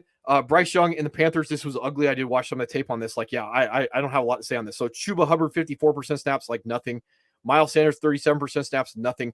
This hurts Jonathan Brooks at this point. Like, I don't know. Like, I don't know how much I need to be thinking about Jonathan Brooks, expecting that the offense is going to be this bad after week 1 against New Orleans at this rate. Like, if it doesn't matter how good he is, like if he's not going to get like, unless they're going to go like full Buccaneers and just go like, we're just going to throw the ball all the time. And we're going to have like long handoffs to Jonathan Brooks in the passing game, which may help Bryce Young. Like, that's not something I want to be banking a roster spot at when it comes to Jonathan Brooks at this point. Adam Thielen, 69% snaps. Again, ugly. Deontay Johnson, 66% snaps. Yeah, I'm worried. The offense is bad. His snap share is not up high enough at this point. Like, you're expecting a guy back when he was with the Steelers to be like 10 targets. He's not even on the field enough at this point. Then you're looking at like Xavier Leggett that they brought in later, like 59% snaps. This is the guy, if I'm going to waste a roster spot and hope, it's going to be like the first round draft pick. Jonathan Mingo, 56% snaps. And again, just looking at how this is going to shake out, it's like, is Mingo going to be the guy that they keep on the field? And then they're taking like Thielen or Deontay Johnson, because it does look like they're going to give the first round draft pick the chance at this point. And this becomes an issue. Like, is old man Thielen going to be the trustworthy guy, or Deontay Johnson going to be the trustworthy guy? Their snap shares weren't up high enough for it to matter. Jontavion Sanders, 73% snaps, probably more dynasty related than it is going to be fantasy or redraft related at this point. Patriots, Jacoby Brissett, like game manager. That's all I got to say on that one. Ramondre Stevenson, I don't know how much you're going to be able to bank on this, because he led the league in yards after contact. And that's just not generally a good idea. When he was like 77th, I think I saw, in yards before contact. And it's like, so this offensive line is not good, and he was able to generate this on his own. I don't know how much you're going to be able to bank on this. So do with that with what you will. 25 carries, 120 yards, 1 touchdown, 3 for 3 for 6. And again, like probably never going to be a design passing work guy. And more than likely going to be a check down monster. Antonio Gibson, 22% snaps, 7 for 18. No receiving work on that one. This offense may change. Like we're still waiting on Drake May, like when that's going to happen. And if they can win, Drake May is not going to come in the game. KJ Osborne, he's wide receiver 1, 62% snaps, 6 targets. Demario Douglas, 60% snaps. Tywan Thornton, 58% snaps. Jolyn Polk, 54% snaps, only 1 target. Javon Baker was a healthy scratch in this one.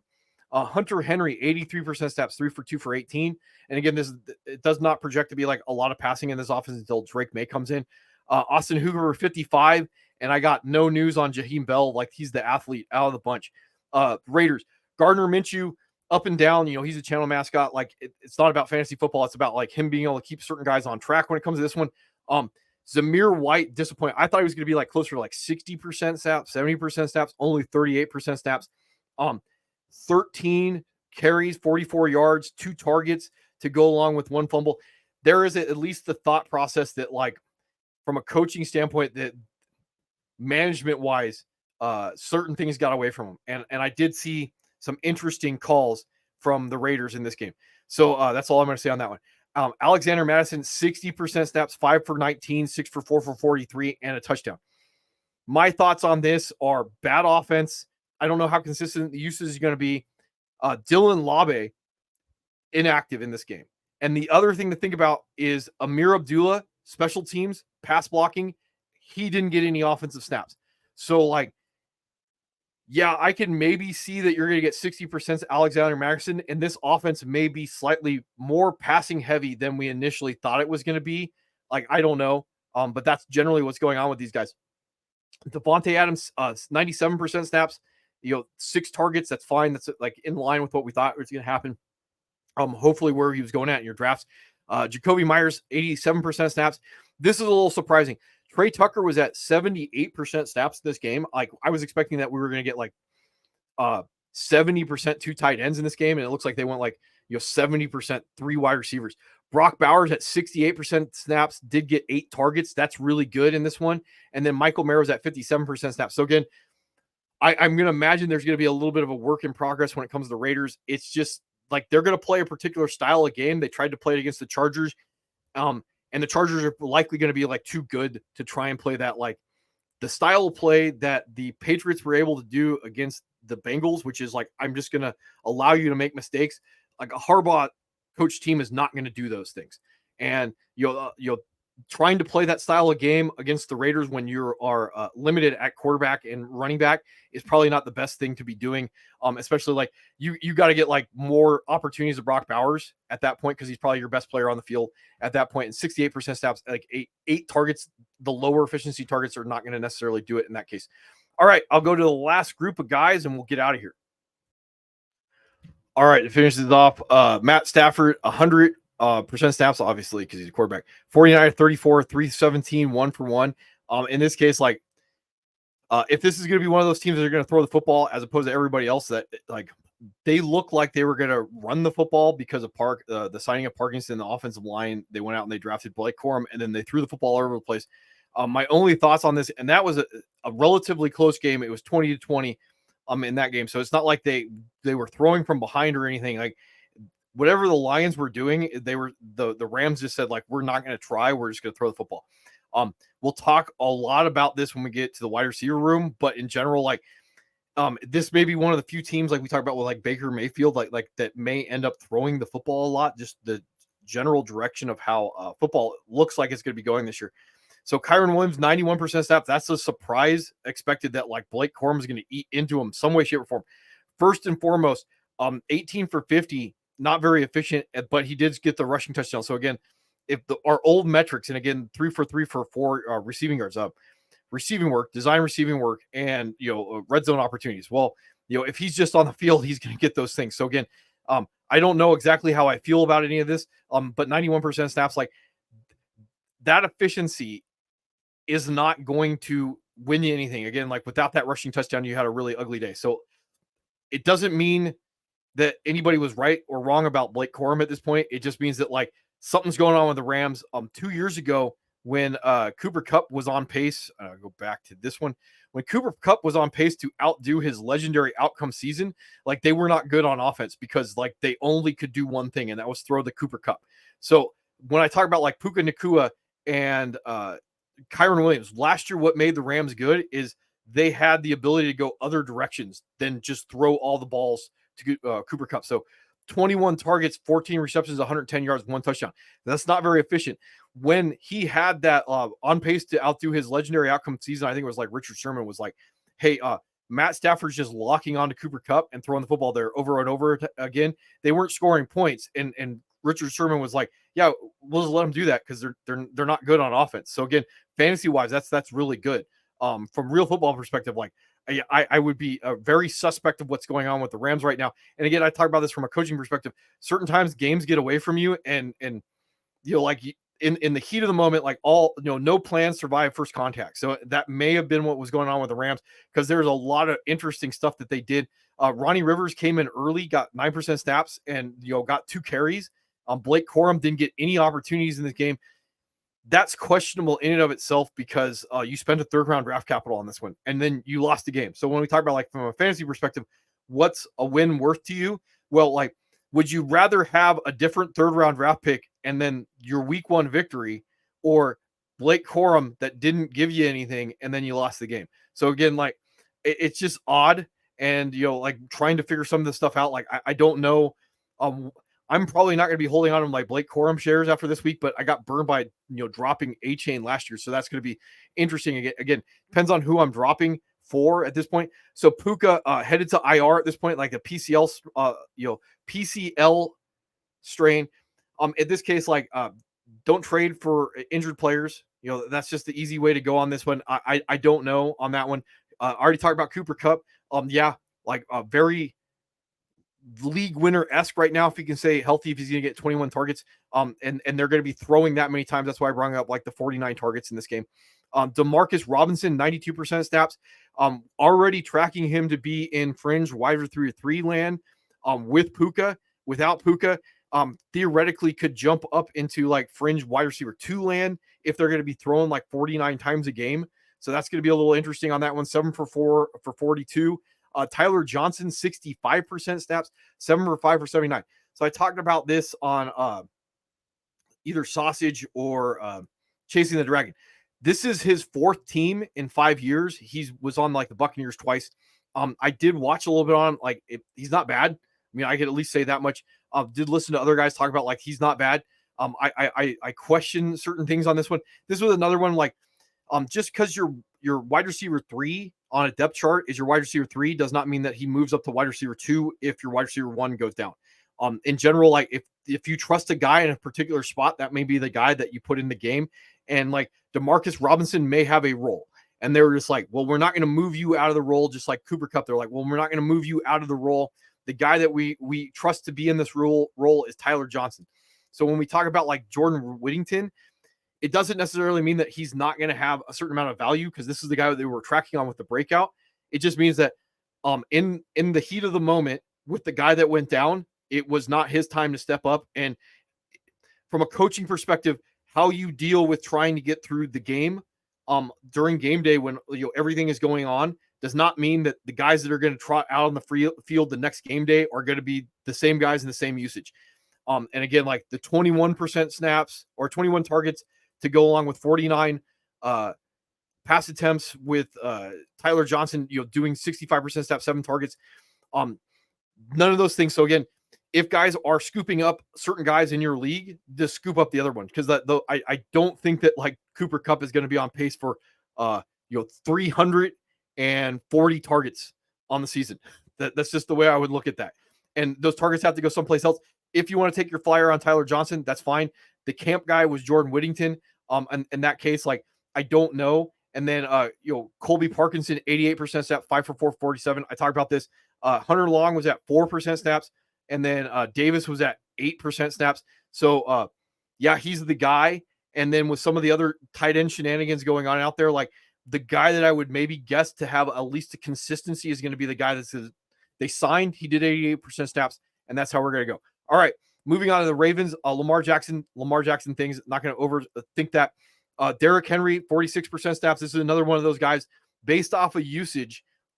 He doesn't fall in the end zone. He's going to be disappointing. That's just how it's going to go. He did the same usage last year with Tennessee. And, if they have, positive game scripts, they can run him in the back of the offensive line and they get in the red zone. He's going to win you.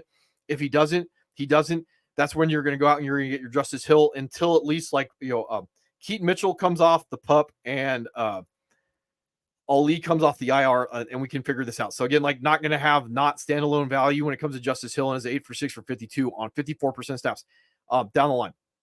Zay Flowers, 89% snaps, 10 targets. Again, not very good. I can bring this one up if I can go find the air yards on him. 9 air yards. So that answers that question.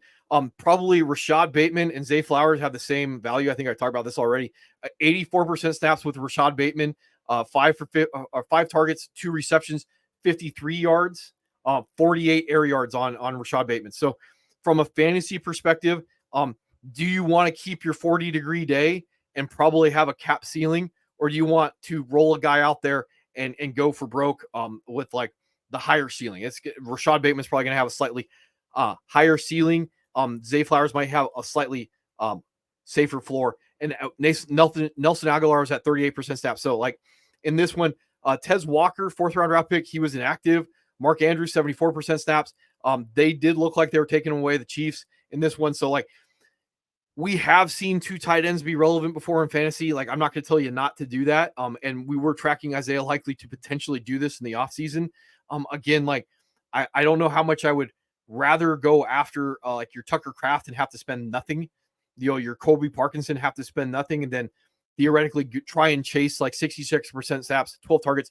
Did listen to some of the guys talk about some of these targets were just checkdowns in 2-minute drills, when they were in the game. So it's not going to be lacking consistency.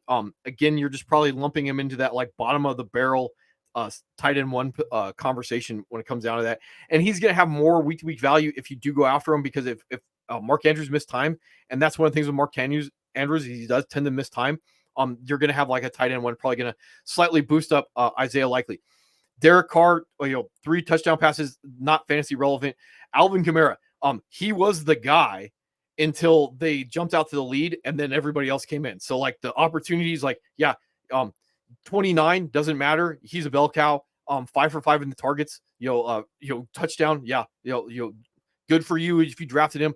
Jamal Williams, 33% snaps. Most of his opportunities came late in the game. Not going to say a lot about Chris Olave, 2 for 2 for 11. When you're blowing out the other team, it just doesn't matter sometimes. Rashid Shaheed, 68% snaps, 5 for 3 for 73 and a touchdown. Again, we already knew that he could do that.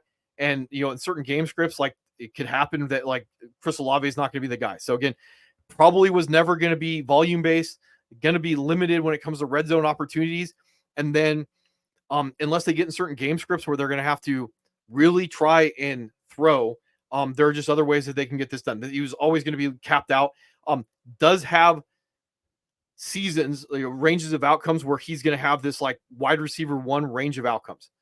But again, you're trying to get a lot of stuff that we can't control to happen at the same time. And, I that's why I would say he's fringe, but I don't know how much he wins anybody in any leagues at this point. I would be slightly more interested in Rashid Shaheed because of the price. This is a little interesting. Mason Tipton, I think he was an undrafted free agent, 4.43 guy, 26% snaps. So again, would be tracking him to eat into everybody else's opportunity share. Cedric Wilson, 44% snaps. A.T. Perry, we were tracking him last year, healthy scratch at this point. Jawan Johnson, 35% snaps. That might be because of the foot surgery that he had. So that might ramp up. He did get the touchdown in this case. Taysom Hill, gonna flirt, he had 5 carries in this game and 2 more targets. So it really comes down to his ability to vulture touchdowns, but he's there. So this 77% snaps by Foster Moreau, I do not think is going to happen again. If you're chasing these guys, I would be watching this next week. If he sticks at about 77% snaps, that may end up jumping him into that fringe conversation when it comes to fantasy. Seahawks, Geno Smith. I don't know how much we can count on him getting the touchdowns. That's going to be the thing that's going to really push him into fantasy relevance if we can get there. No news on Kenneth Walker's abdomen, and he is going to be a high-end RB2, low-end running back one regardless. If he's healthy, I'm not going to say he's not a good pick. 20 carries, 3 for 2 for 6. He's always going to have Zach Charbonnet eating into him a little bit, and that's what it's going to come down to. Zach Charbonnet is going to be priority right now because we don't know what's going on with Kenneth Walker. DK, 88% snaps. You're going to have your DK weeks. This is one of those not DK weeks. 79% snaps with Jackson Smith-Njigba. So the idea that we're going to get like this 10 target a week guy probably gone, especially like the way the league is going. And then Tyler Lockett, even coming off injury, 54% snaps, 7 for 6 for 77. So yeah, I don't think it's going to happen with JSN. That's after week 1. Jake Bobo sticks around 30% snaps. Noah Fant, 75% snaps. So there are going to be Noah Fant weeks. I don't know how much that's going to matter to anybody. And then AJ Barner at 48% snaps. Steelers, Justin Field looks like he's going to stay on as the starting quarterback for the Steelers. So that means that like automatically, because of the rushing upside, you're going to have a certain amount of, if not streamability, like he's a quarterback one. Russell Wilson, again, like it looks like he's not going to play this week. When we look at the backfield, 56% snaps went to Najee, 31% snaps went to Jalen Warren, 13% snaps went to Cordell Patterson.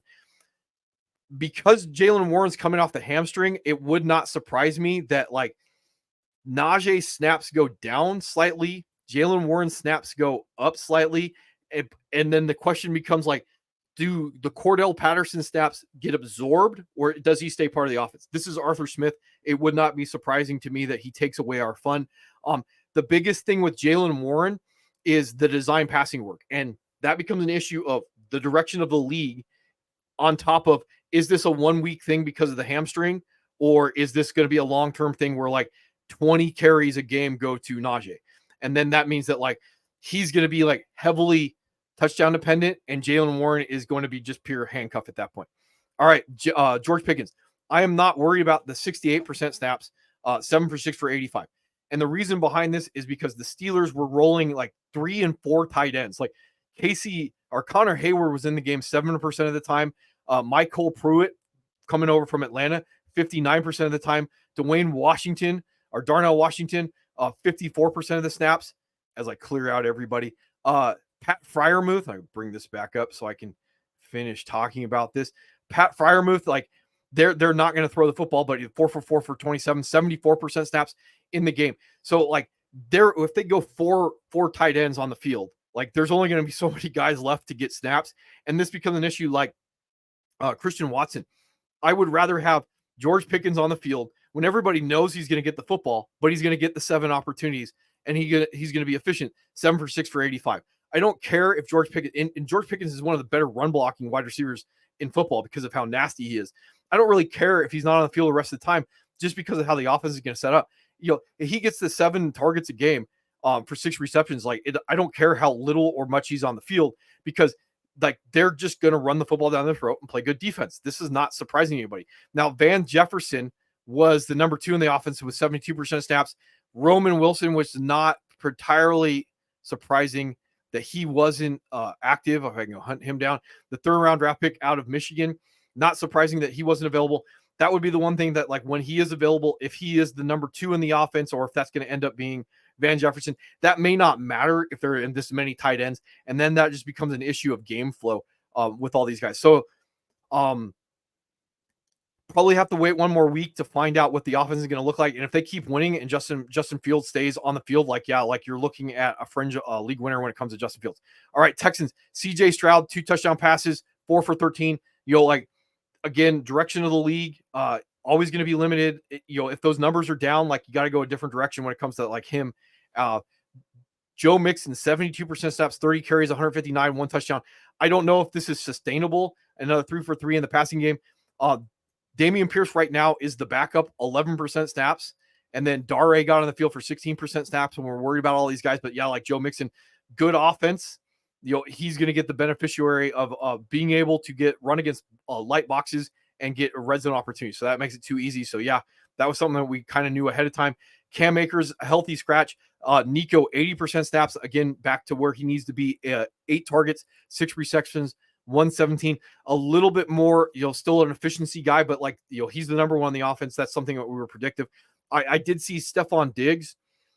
He was at like a 1.7 ADOT. So they're just dumping it down to him. And these 2 receiving touchdowns are probably not going to be very, repeatable, to say the least. And then Tank Dell, with his air yards, I can bring this one up. He did have a fairly good game when it comes to what he could have been.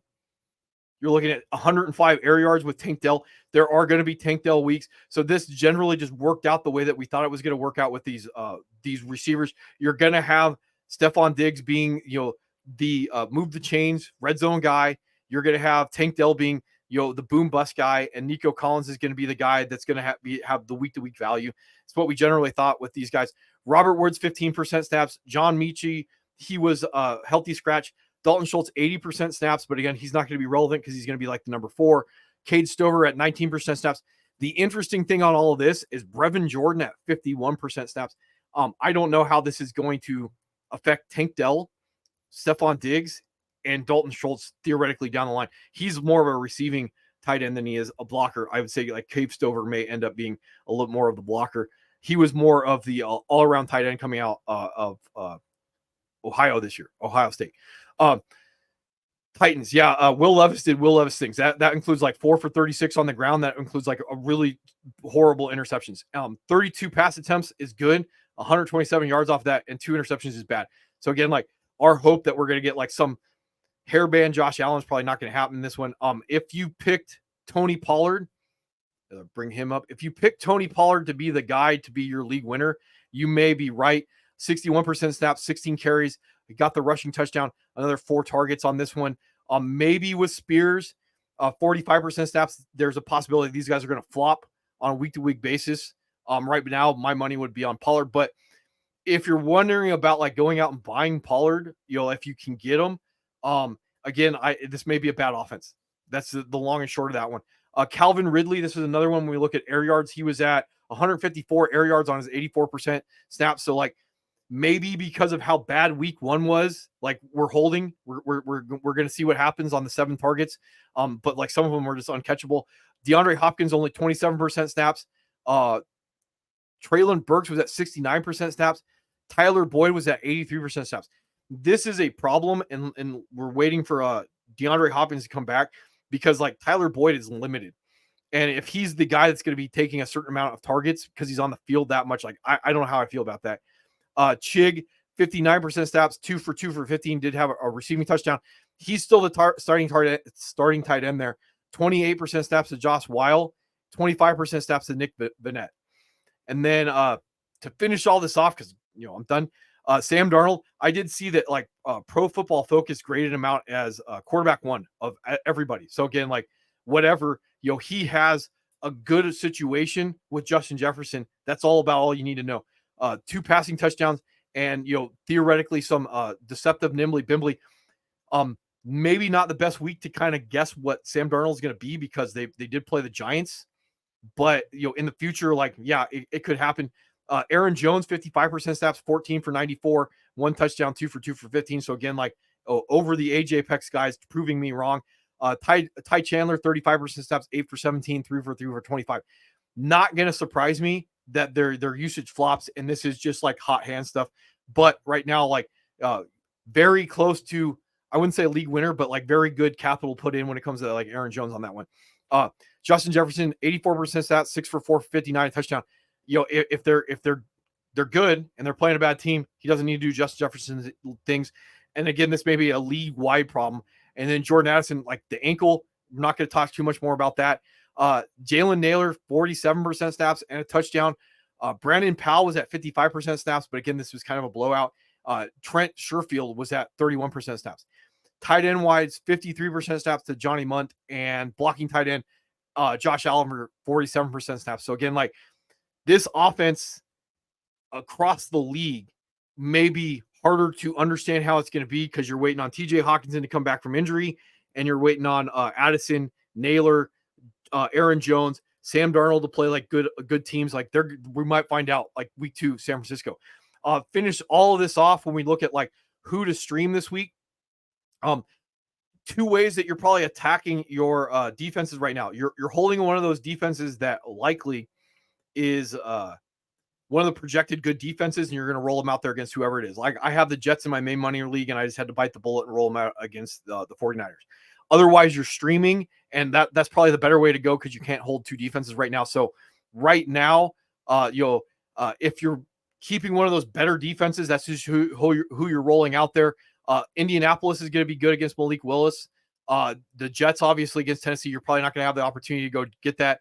I'm trying to look at like Seattle against New England. Some of these teams are going to maybe end up being a little bit fool's gold because if they can't generate pressure and they can't generate turnovers, you're just not going to get your points out of them. The Giants and the Washington, both these teams, I would generally say like maybe sneaky rolls to go up against them. Obviously, the Chargers against Carolina, if you're into that type of thing.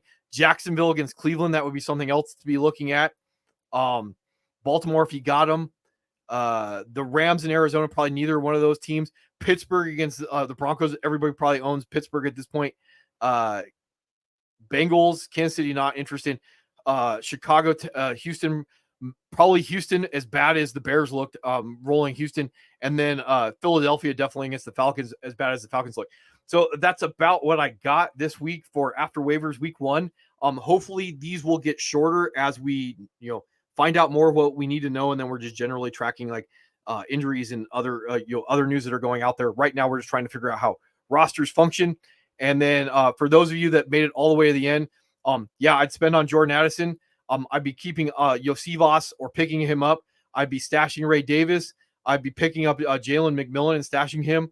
I'd be holding or stashing Adonai Mitchell, stashing Luke McCaffrey, or at least watching him. If I need a tight end right now, Luke Schoonmaker is not a bad idea. I probably would be looking over Tucker Croft. Isaiah Likely's not bad that are out there. Priority guys would be like Jaden Wright and Zach Charbonnet because of injuries that we could project forward. Jeff Wilson, if I miss out on Jaden Wright, because Jalen Wright, I think everybody's going to be going after him. Tyrone Tracy's a stash right now. Tucker Kraft, I think you could start if you're one of those guys. Xavier Leggett is stash/start based off of what we saw last week.